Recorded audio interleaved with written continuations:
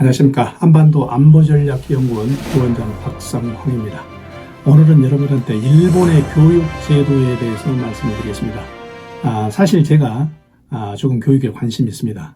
과거 제가 사범대학을 졸업했고 그리고 공무원 학년퇴직 이후에 제가 대학에서 7년 정도 강의를 했고 또 그 전에도 공무원 연수소 같은 데서 강의를 한 적이 있습니다. 그래서 한국과 일본의 교육 제도에 대해서 나름대로 제가 그동안에 관심이 있었습니다. 그래서 여러분들한테 오늘은 일본의 교육 제도에 대해서 말씀드리는데, 이 교육 제도에 대해서 말씀드릴 필요성에 대해서 간단히 언급을 하겠습니다.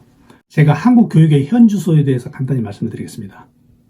저는 해방 이후 한국 교육이 절반은 성공이고 절반은 실패했다고 말씀드릴 수 있겠습니다. 왜?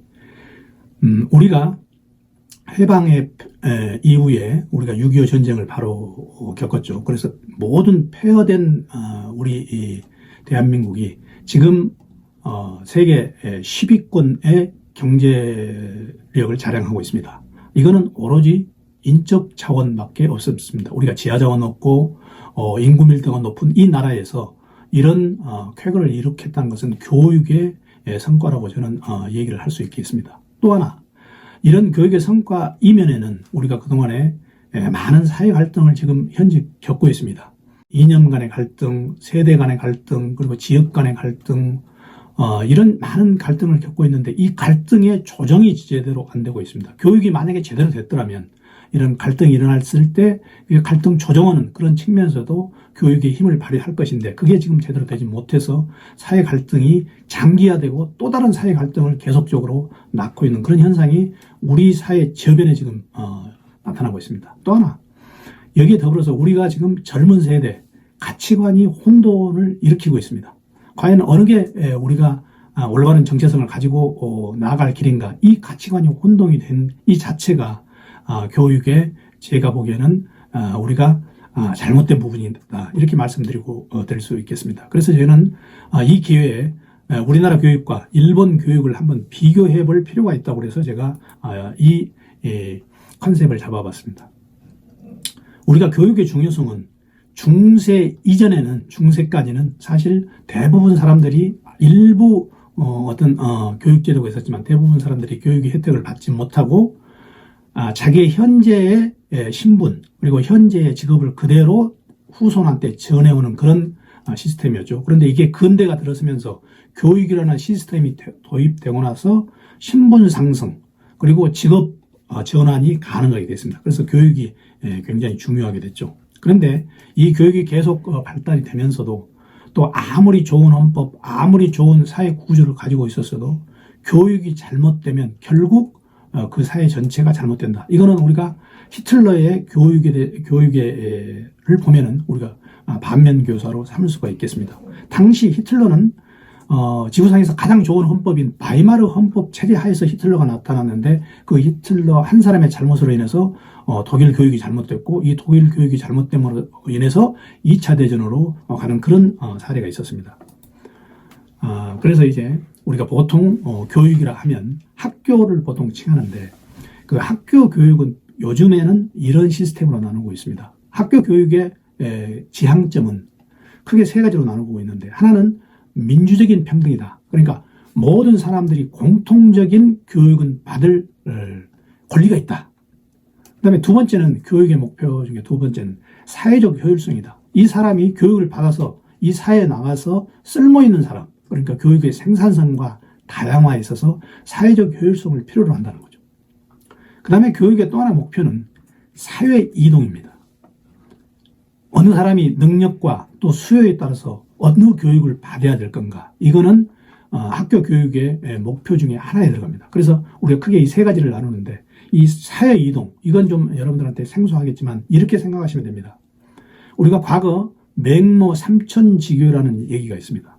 맹자의 어머니가 자기 자식을 가르치기 위해서 처음에는 묘지 근방에 살다가 그 다음에 다시 시장터에 살다가 그게 안 돼서 다시 이사를 한, 이게 맹모 삼천지교가 바로 그 사람에 맞는 그 교육을 시켜야 된다는 사회 이동에 해당되겠습니다. 이렇듯이 이 교육에 대해서 관심이 맹자가 나타났을 때가 벌써 이 BC이니까 교육에 대해서 이 중요성은 엄청나게 오래전부터 강조가 되어 왔다는 거죠.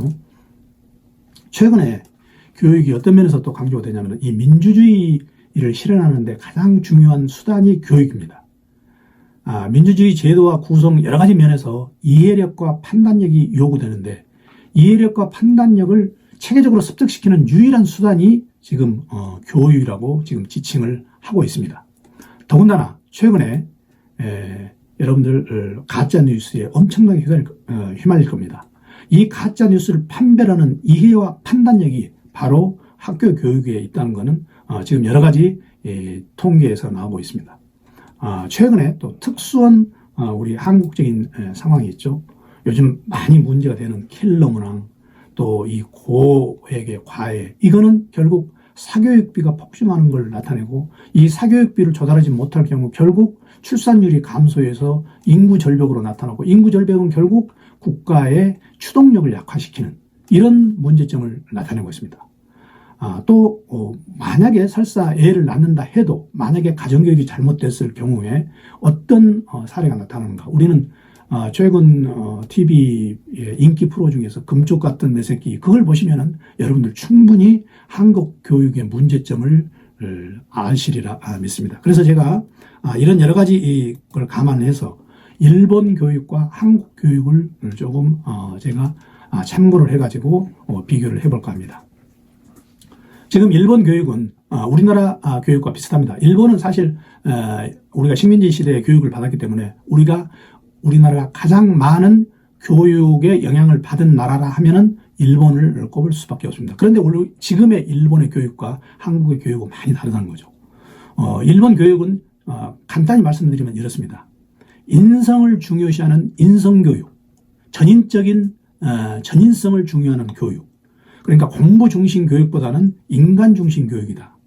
그리고 어떤 여유와 생활력을 기르는 그런 교육이다. 이렇게 간단히 우리가 정의를 할 수가 있겠습니다.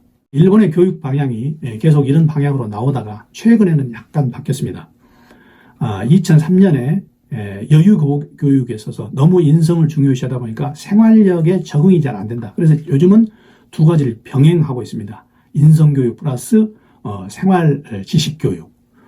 그러다가 2006년에 아베 총리가 나타나고 나서 교육 기본법을 만들었습니다. 그래서 공교육을 강화하는 그런 시스템으로 지금 가고 있습니다. 그래서 최근에 일본 교육 기본법의 기본적인 활동 방향은 이렇습니다.